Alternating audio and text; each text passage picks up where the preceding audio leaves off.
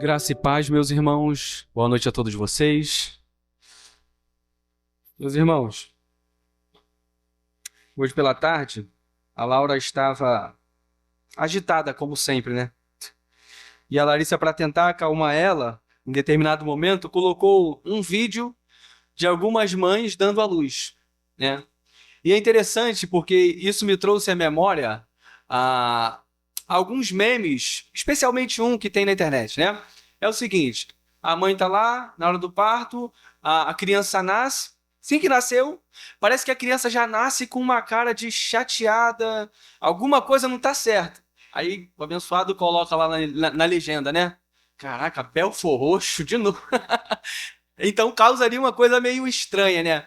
E aí isso me fez pensar, olhando para o nosso texto também, o que você faria se você pudesse escolher o local onde nasceu ou mais? O que você faria se pudesse escolher os pais que você tem? Isso é uma boa pergunta. Quais critérios você utilizaria para escolher um pai? Será que você escolheria porque é rico? Será que você escolheria um pai pela inteligência, pela beleza, ou até mesmo pelo local onde ele mora? Por que você escolheria um pai? Quais critérios você utilizaria? Nós veremos a importância disso nessa noite. A importância de ter um pai que pode te livrar de poucas e boas. Quero convidar você a abrir a palavra de Deus no livro de Atos. Atos, capítulo 22. Nós vamos ler a partir do verso 22 até o verso de número 29.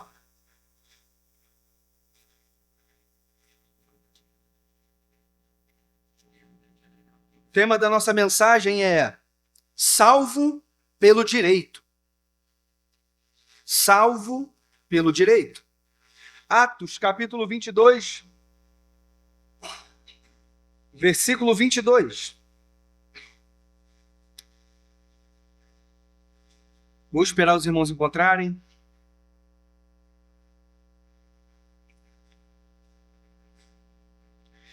Diz assim a palavra de Deus. A multidão ouvia Paulo até que ele disse isso. Então todos levantaram a voz e gritaram: Tira esse homem da face da terra! Ele não merece viver! Estando eles gritando, tirando suas capas e lançando poeira para o ar, o comandante ordenou que Paulo fosse levado à fortaleza, fosse açoitado e interrogado para saber por que o povo gritava daquela forma contra ele. Enquanto o amarravam a fim de açoitá-lo, Paulo disse ao centurião que ali estava: Vocês têm o direito de açoitar um cidadão romano sem que ele tenha sido condenado? Ao ouvir isso, o centurião foi prevenir o comandante. Que vais fazer? Esse homem é cidadão romano. O comandante dirigiu-se a Paulo e perguntou: Diga-me, você é cidadão romano? Ele respondeu: Sim, sou. Então o comandante disse: Eu precisei pagar um elevado preço por minha cidadania. Respondeu Paulo: Eu a tenho por direito de nascimento. Os que iam interrogá-lo retiraram-se imediatamente. O próprio comandante ficou alarmado ao saber que havia prendido um cidadão romano. Vamos a Deus mais uma vez em oração? Senhor amado, nessa noite, Senhor, mais do que qualquer outra, Pai, preciso da Tua graça, Senhor. Ó Deus, que a Tua graça seja abundante neste lugar, de modo que não reste dúvida alguma, Senhor, de que fui grandemente ajudado por Ti. Nos abençoe nessa noite, em nome de Jesus Cristo. Amém. Meus irmãos, eu confesso a vocês que esse é um texto que provavelmente eu jamais escolheria para pregar. Esse é um texto que você só encontra sendo pregado em igrejas que prezam pela pregação expositiva sequencial da Escritura. Dificilmente você vai encontrar um pregador que, tendo a possibilidade de escolher qualquer texto da Escritura, vai escolher justamente esse. Porque esse é um texto que, quando nós olhamos, pensamos à primeira vista: meu Deus, não tem nada aqui para eu poder passar para o povo. Não tem nada que vai nos servir, nada que vai nos ser útil aqui para que o povo seja edificado. É esse o texto. Só que, pela graça de Deus, A bênção do sermão expositivo sequencial nos ensina cada vez mais que toda a Escritura é divinamente inspirada por Deus. Ela é hábil, ela é útil para ensinar, para corrigir o homem, a fim de que o homem seja cada vez mais aprovado por Deus. E esse é um texto que tem muito a nos ensinar. Tem ouro aqui, tem tesouro nesse texto. A gente só precisa escavar um pouco mais. O texto começa dizendo para a gente que havia uma multidão que estava ouvindo Paulo. Mas para isso a gente precisa entender o que estava acontecendo. Nos capítulos anteriores de Atos, Paulo havia chegado a Jerusalém. O texto vai dizer para a gente que quando Paulo chega a Jerusalém, os discípulos de Jerusalém recebem Paulo com alegria. Porém, os judeus não recebem Paulo com alegria. Na verdade, eles recebem Paulo buscando algum motivo para acusar Paulo, algum motivo para condenar e até mesmo matar o apóstolo Paulo. Então, os judeus ficam de olho em Paulo, porque havia contra ele pessoas que estavam dizendo que Paulo era contra a lei, que Paulo era contra o templo, que Paulo era contra os costumes deixados por Moisés. Então eles ficam de olho em Paulo para saber se em algum momento Paulo vai dar alguma mancada, se Paulo vai vacilar, para que no momento em que Paulo vacile, então os judeus podem pegar Paulo. Mas Paulo, muito pelo contrário, ele, aconselhado pelos discípulos em Jerusalém, decide levar alguns homens ao templo para pagar alguns votos e tirar dinheiro do próprio bolso para pagar esses votos, num claro sinal de que Paulo estivesse dizendo: olha, eu não sou contra a lei, não sou contra o templo. Só que os judeus fariam de tudo para acusar Paulo. E eles fizeram. Eles inventaram a mentira de que Paulo havia introduzido um homem gentio no templo, o que era um pecado, o que era contra a lei. E aí, a partir dessa acusação, eles começam a espancar Paulo, eles começam a pegar Paulo, arrastar de um lado para o outro, até que um comandante romano chega e aparta a situação. Ao apartar a situação, Paulo então tem a oportunidade de falar para se defender. Paulo, no final do capítulo 21, vai fazer o seu discurso de defesa, explicando tudo aquilo que havia acontecido. Só tem um detalhe. No final do capítulo 21, olha comigo. Capítulo 21, versículo de número 40. Perdão, capítulo 22, versículo 21.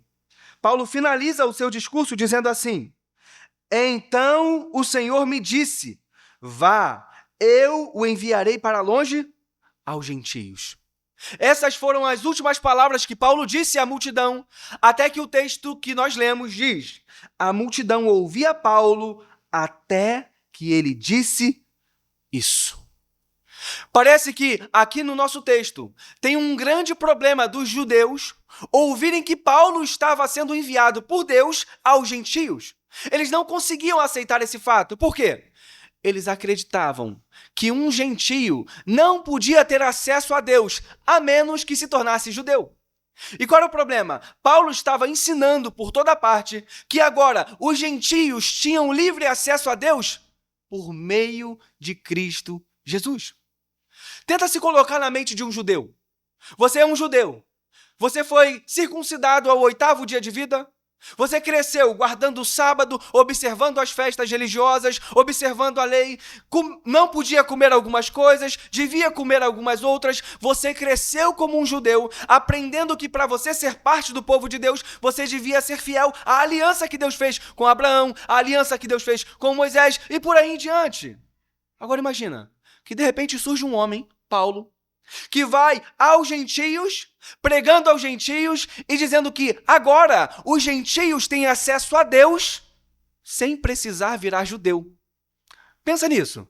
Como você, judeu, se sentiria? Possivelmente você sentiria alguma raiva. Peraí, eu passei a minha vida toda me privando, por exemplo, de comer algumas coisas derivadas de porco. Mas o gentio que faz isso, ele vai ter o mesmo acesso que eu tenho a Deus?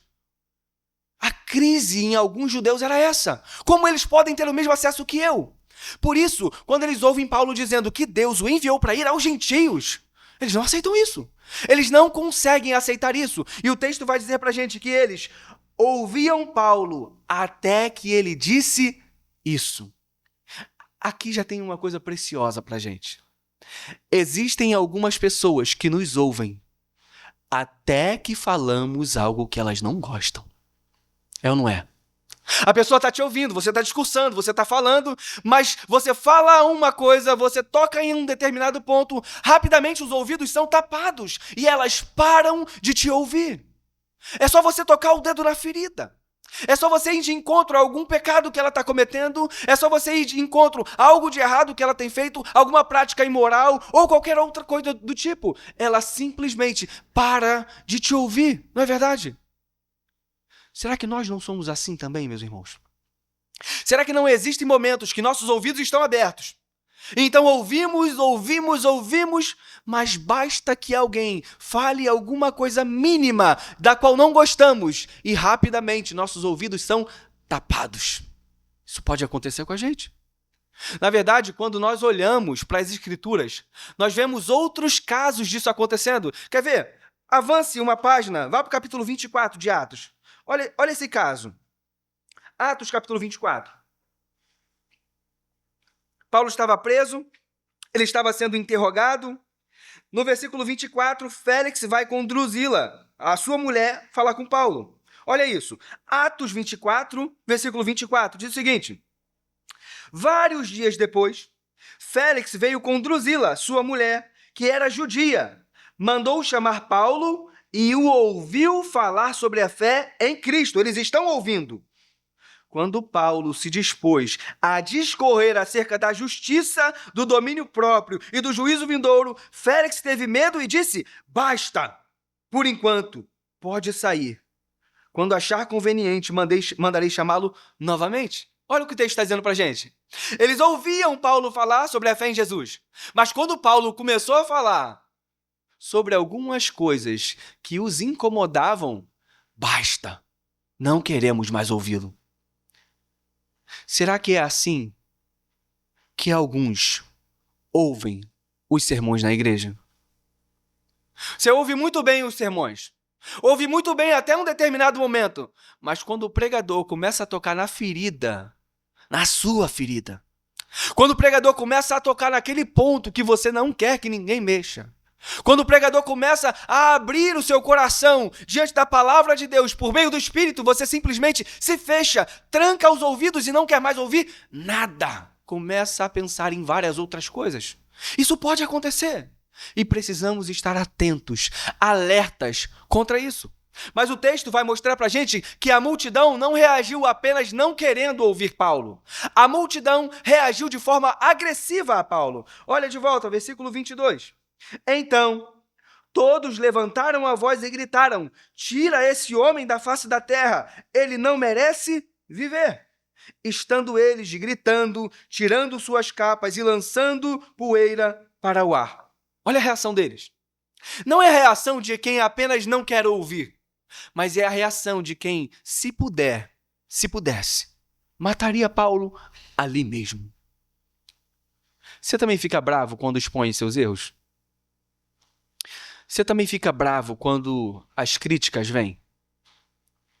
Você também fica bravo quando a sua esposa diz: olha, você está fazendo isso aqui errado, de novo. Como você lida com as críticas? Como você lida com aquilo que você não quer ouvir?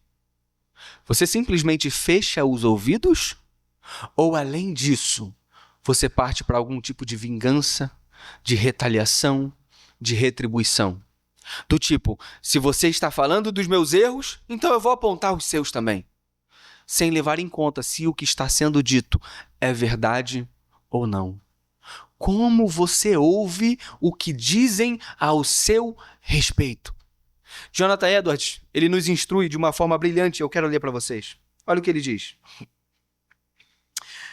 Considere o que os outros podem dizer sobre você. Embora as pessoas estejam cegas quanto às suas próprias falhas, facilmente descobrem os erros dos outros e se consideram aptas para falar deles. Algumas pessoas vivem de maneira que absolutamente não são adequadas, porém estão cegas para si mesmas. Não veem seus próprios fracassos, embora os erros dos outros lhes sejam perfeitamente claros e evidentes. Elas mesmas não veem suas falhas. Quanto às dos outros, não podem fechar os olhos ou evitar ver em que falharam. Se outros nos acusam de orgulhosos, mundanos, maus ou maliciosos, ou se nos acusam de qualquer outra condição ou prática maldosa, deveríamos honestamente nos questionar se isso é verdade. A acusação pode nos parecer completamente infundada e podemos pensar que os motivos ou o espírito do acusador está errado. Porém, a pessoa perspicaz verá isso como ocasião para um autoexame. Quando estiver diante de algo que você não gosta de ouvir, quando estiver diante de alguma acusação que você considera que não é correta, ao menos se examine. Esse é o ponto. Ao menos sonde seu coração. Ao menos reflita sobre isso. E mais, não descarte o que está sendo dito, porque o que está sendo dito com raiva. Às vezes a gente pode pensar, não, a pessoa só falou isso porque ela estava com raiva na hora. Pode ser que justamente a raiva foi o combustível que ela precisava para falar o que ela sempre quis falar, mas não tinha coragem. Às vezes, na raiva, você vai falar coisas que podem ser até verdadeiras, mas que você jamais falaria se não estivesse com raiva. Não descarte o que os outros dizem a seu respeito. Seja sábio, sonde em seu coração. Não faça como esses judeus, que ouviam Paulo até certo ponto, mas depois taparam os ouvidos. Para finalizar, eu lembro ainda de alguns outros judeus que agiram igual a esses aqui. Atos capítulo 7 vai nos contar sobre Estevão, que falava sobre a lei, falava sobre Moisés, que expunha a história do povo judeu, até que em determinado momento os judeus tapam os ouvidos, correm para cima dele e o apedrejam enquanto ele orava a Deus. Meus irmãos, não tape seus ouvidos, mantenha-os abertos, prontos para serem instruídos, seja por meio de acusações, seja por meio de exortações, mas que você sempre considere o que está sendo dito a você, a fim de que você cresça. Quem sabe Deus não está usando as coisas que você não quer ouvir para que você cresça, para que você amadureça. Se você ouvir apenas o que quer, é possível, bem possível, que você não vai amadurecer. Vai continuar um bebê espiritual que precisa de leite e não de carne. Cuidado com isso. Então o povo está aqui indo contra Paulo, mas o texto avança e ele diz para a gente, versículo 23, que eles lançavam poeira para o ar e agora vai entrar em cena o comandante, verso 24. O comandante ordenou que Paulo fosse levado à fortaleza, fosse açoitado e interrogado para saber por que o povo estava gritando daquela forma. O comandante chega, a princípio, como para salvar Paulo. Ele vai retirar Paulo do meio daquela confusão, ele vai levar Paulo para um outro lugar. Mas perceba como Lucas faz questão de detalhar a sequência dos eventos que deviam acontecer com Paulo. A sequência é a seguinte: pega Paulo, leva para a fortaleza, açoita Paulo e então interroga. Grava isso. Pega Paulo, leva para a fortaleza, açoita e interroga. Deixa eu só falar sobre esse açoite aqui. Esse açoite aqui não é uma coisa muito boba, não é uma coisa muito simples. Esse açoite aqui era algo extremamente danoso. Algumas pessoas até mesmo morriam ao ser açoitadas ou tinham sequelas gravíssimas. Por quê? Era um chicote de couro, tinha algumas pontas com ossos que quando batiam, doía de verdade. Rasgava a pele. Então imagina, o comandante está falando, pega Paulo, leva Paulo para a fortaleza, açoita Paulo e depois interroga. Sabe o que está acontecendo aqui? É o famoso bate, depois pergunta. Percebeu isso no texto? Lucas não escreveu a sequência à toa. O texto bíblico, divinamente inspirado, está escrito na ordem que devia. Açoita e interroga. Bate, depois pergunta. E isso é interessante notar. Ele podia simplesmente já vir perguntando, cara, o que está acontecendo? O que houve? Mas não. O poderio romano, a autoridade romana dizia que ele podia fazer o que bem entendesse com estrangeiros. Ele podia usar do açoite para interrogar estrangeiros. Ele podia fazer isso. Era direito dele. Mas perceba essa lógica. Bate, depois pergunta. Por vezes fazemos isso, não é mesmo? Por vezes batemos, depois perguntamos. Por vezes criticamos, depois procuramos saber a história de fato. Por vezes falamos mal, depois vamos nos inteirar dos fatos. Não é? Eu lembro de uma vez, isso aconteceu comigo.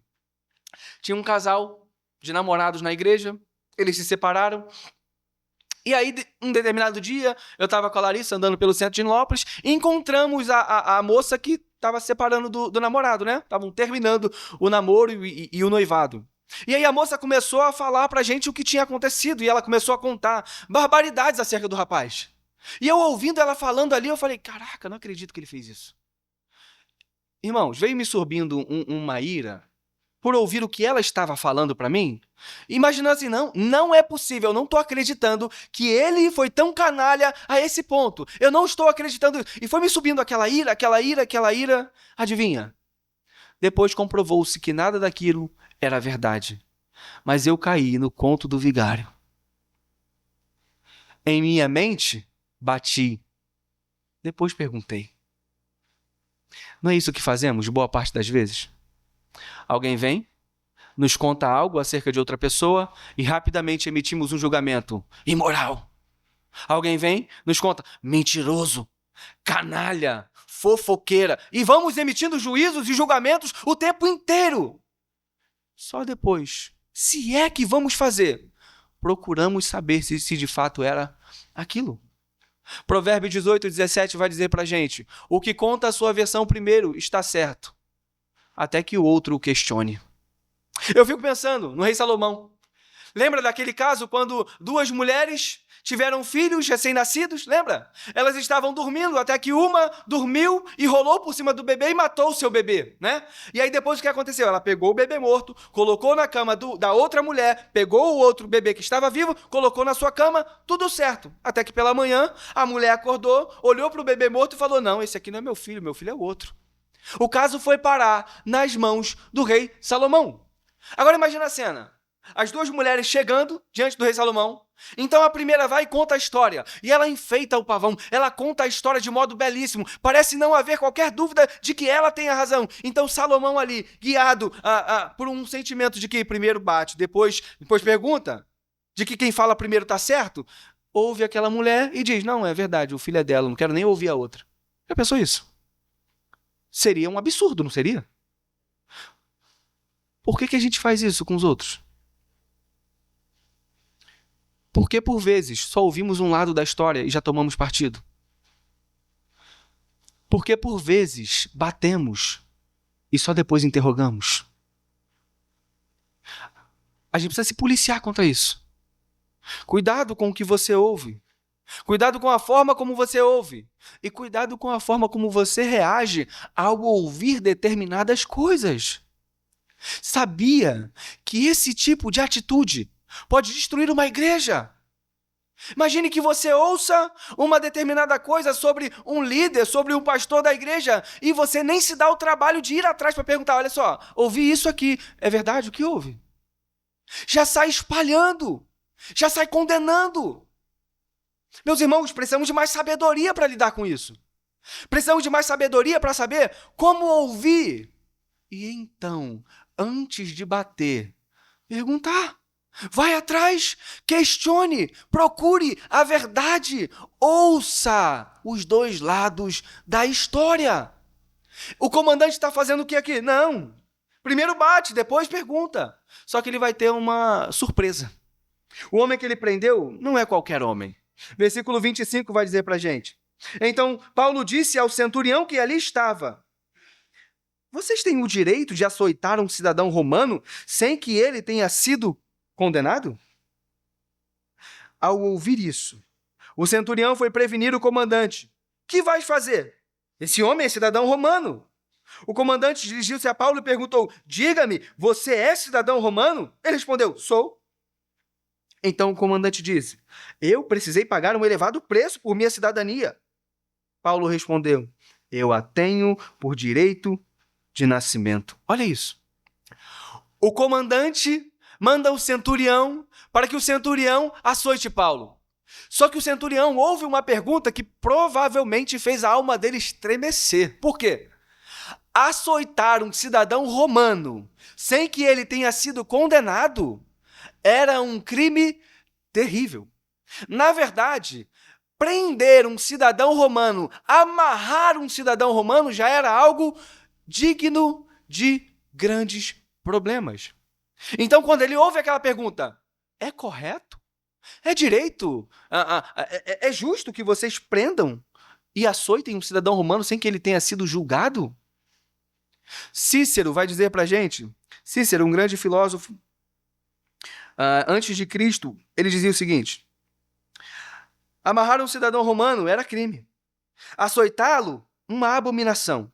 Matá-lo era quase um ato de assassinato. Crucificá-lo era o quê? Não havia palavras que pudesse possivelmente exprimir tão horrendo ato. Olha isso. Paulo então pergunta: tá certo disso? Você vai mesmo açoitar um cidadão romano? Então o comandante vem para testificar de que, de fato, aquilo era verdade. Por quê? Podia ser mentira. Imagina que você está ali, prestes a ser açoitado, você só fala: não, eu sou cidadão romano. Qual é a prova? Você não andava com uma identidade. Você não andava com um rolo, um pergaminho, dizendo: não, eu sou cidadão romano. Provavelmente haviam outras pessoas que podiam reconhecer e atestar a cidadania romana de Paulo. E possivelmente o comandante podia investigar isso posteriormente. Mas o ponto é, olha a ironia do texto. O que trouxe Paulo até quase ser açoitado? Sabe o que foi? O orgulho judeu. Sabe por quê? Os judeus, por causa do seu orgulho, não queriam que Paulo pregasse aos gentios, fazendo com que os gentios se aproximassem de Deus sem se tornarem judeus. Grava isso. Então, o orgulho judeu trouxe Paulo à beira do açoitamento. E o que livrou Paulo? O orgulho romano. Por quê? Um romano não podia ser açoitado. Um romano não podia ser preso. Veja, o orgulho judeu traz Paulo a quase a morte. O orgulho romano salva Paulo da morte. Olha que ironia do texto. Então o comandante chega para perguntar: é verdade, você é judeu? Você é romano? Paulo diz: sou. O comandante fala: eu precisei pagar um elevado preço. Por quê? Corrupção não é de hoje não, tá, gente? Corrupção é antiga. Então, naquela época, se você tinha muito dinheiro, você podia comprar a sua cidadania romana. Como? Subornando algumas autoridades. Então, o comandante comprou a sua cidadania. Paulo diz: eu não. Eu a tenho por direito de nascimento. Como? Paulo, que nunca havia pisado em Roma até então, como ele podia ser cidadão romano? Havia alguns meios de você obter uma cidadania romana. Uma delas era subornando autoridades. Outro meio era quando você prestava alguns bons serviços a Roma, e então o imperador podia dizer a você: não, agora você é um cidadão romano. E é provavelmente isso que aconteceu com Paulo. Ou seu pai foi um grande prestador de serviço a Roma, ou o seu avô foi um grande prestador de serviço a Roma. De modo que Paulo herdou a sua cidadania ou do seu pai ou do seu avô. E é isso, justamente isso, que vai salvar Paulo de possivelmente morrer ou ficar com algumas sequelas gravíssimas. Olha o que aconteceu no texto. Para, reflete e pensa. Paulo estava à beira de ser açoitado. O açoite era severo. Mas ele foi livrado. Por quê? Por um direito de nascimento. O direito de Paulo de ser chamado, de ter a sua cidadania romana, o salvou. Olhando para esse texto, olhando para as nossas vidas, podemos perceber que contra nós não pesava a fúria de uma multidão de judeus. Não era isso. Se pesasse contra nós a fúria de uma multidão de judeus, podíamos procurar uma outra multidão para nos defender. Não pesava contra nós o ataque ou os açoites de um império, de um exército bem armado, bem equipado, bem projetado. Se assim fosse, talvez conseguiríamos nos refugiar em outro exército que poderia nos ajudar a combatê-los. Pesava contra nós a ira do Deus Todo-Poderoso. Você e eu não estávamos prestes a ser açoitados. Estávamos prestes a ser consumidos pela ira de Deus. Pare e reflita um pouco sobre isso. A ira de Deus que caiu sobre Cristo na cruz era para ser derramada sobre você. Aquela ira que fez Cristo gemer, chorar, sangrar, agoniado na cruz do Calvário, era para cair sobre mim e você. Não eram simples chicotes. Não eram simples açoites. Era a ira do Deus Todo-Poderoso. A quem apelaremos contra isso? Paulo, para se livrar dos açoites romanos, apelou à sua cidadania romana. A quem você vai apelar para se livrar da ira de Deus? O direito à cidadania romana salvou Paulo. Que direito nos salvará? A quem apelaremos? Ao nome de quem buscaremos? Em quem confiaremos? Calma, tem solução.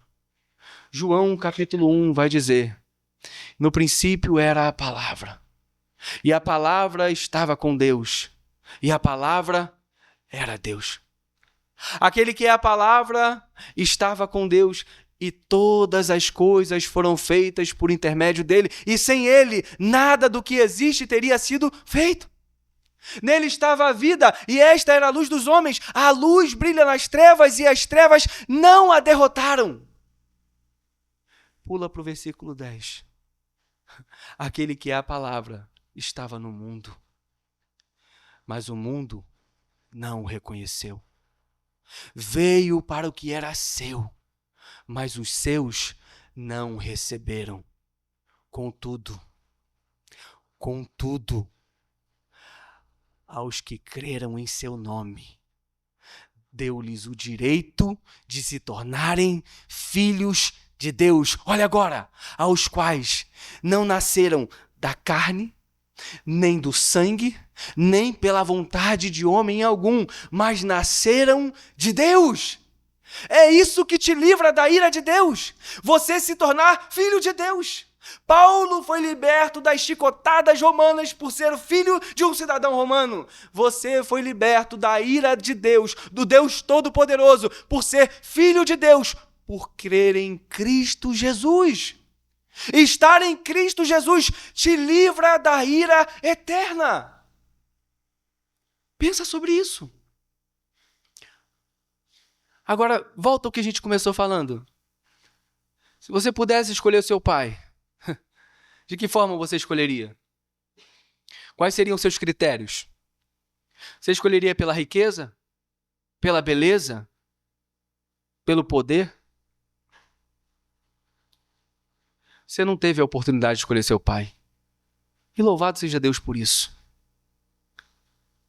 Mas nesse sentido que estamos falando nessa noite, você tem a oportunidade de escolher o seu pai.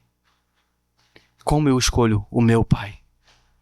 Estando em Cristo Jesus.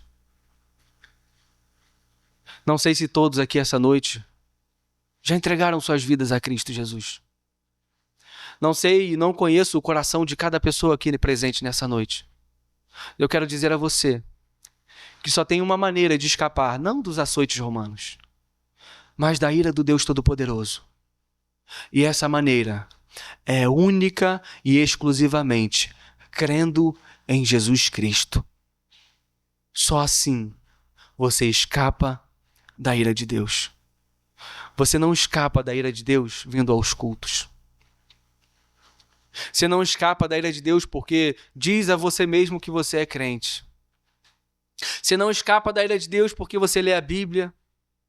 Você não escapa da ira de Deus porque você ora às vezes. Você não escapa da ira de Deus porque você deixa de cometer alguns pecados. Você escapa da ira de Deus confiando única e exclusivamente em Cristo Jesus para te salvar. De modo que, como lemos, você creia piamente que não existe salvação em nenhum outro nome, a não ser no nome de Jesus. Por isso, nessa noite, eu quero refletir com você. Será que você, de fato, entende essa realidade? Será que você, de fato, compreende o que é estar em Cristo?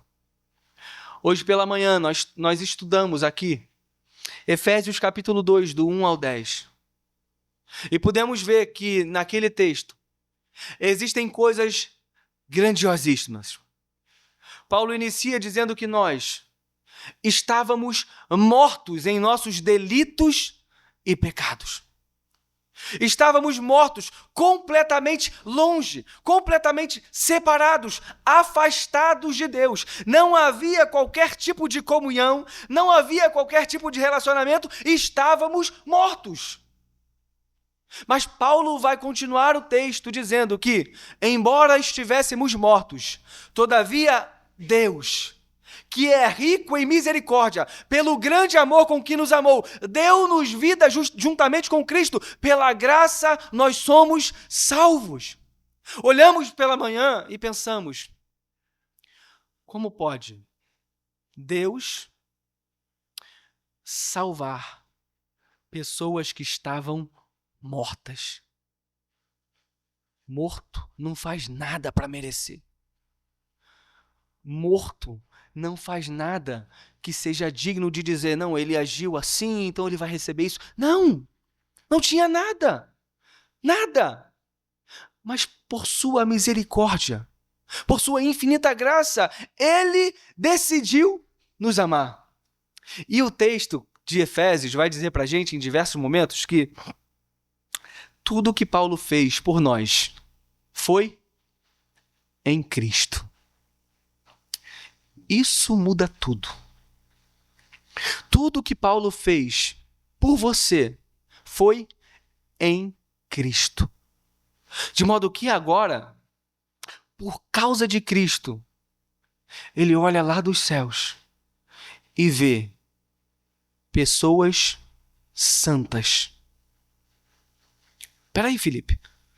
Está dizendo que Deus olha lá do céu para mim e vê alguém santo?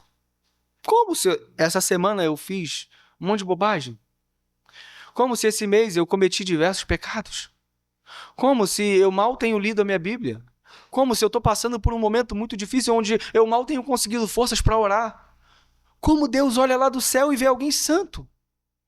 É porque você não entendeu. É porque você não entendeu ainda a profundidade do que é estar em Cristo. Quando você entender o que de fato é estar unido a Cristo, ser um com Cristo, uma luz vai acender na sua cabeça e você vai entender de uma vez por todas que absolutamente nada depende de você, mas que tudo depende dele.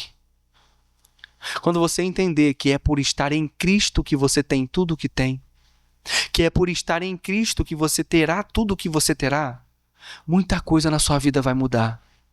Você vai parar de correr atrás do vento. Você vai parar de correr atrás da sua salvação e vai passar a correr atrás de Deus, buscando agradá-lo em forma de gratidão pelo que Ele te deu em Cristo Jesus. Eu vou contar de novo essa ilustração, eu já perdi as contas de quantas vezes eu contei. E a gente vai finalizar aqui. Eu contei hoje pela manhã, já contei para os jovens também, mas paciência. Tá? Paulo disse aos filipenses, escrever a vocês as mesmas coisas não é cansaço para mim e é uma garantia para vocês. Parafraseando, falar para vocês as mesmas coisas não é cansaço para mim e é uma garantia para vocês. O pastor David Platt, quando estava noivo, ele casou com uma mulher mais velha do que ele. E durante o período de noivado, ele estava na universidade ainda. Ela não, ela já tinha seu emprego estável, ela já tinha carro, já tinha casa, já tinha conta no banco, já tinha dinheiro. Ela tinha tudo. Ele não tinha nada. Ele estava na universidade e mal tinha dinheiro para comer. Então ele conta que chegou o dia do casamento, eles estavam lá diante do papel que deviam assinar, e ele vai, assina, ela assina, e ele diz, a partir daquele momento, eu não tinha carro. Depois da assinatura, agora eu tenho carro. Antes eu não tinha uma casa. Depois que assinei, agora eu tenho uma casa. Antes eu não tinha nem conta no banco. Depois que eu assinei, agora eu tenho conta no banco com dinheiro. Meu amigo, você era alvo da ira de Deus. Você não tinha absolutamente nada. Por estar em Cristo, agora você tem tudo. Não te falta nada. Antes de Cristo, perdido, miserável. Depois de Cristo, salvo, redimido pela graça. Louvado seja Deus. Só podemos glorificar a um Deus que tão grande amor demonstrou por mim e por você.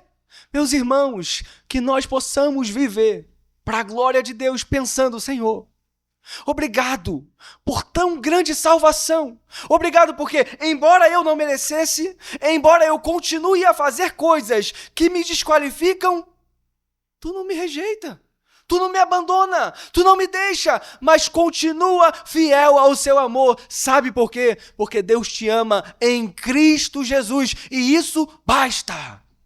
Louvado seja Deus. Vamos orar, meus irmãos.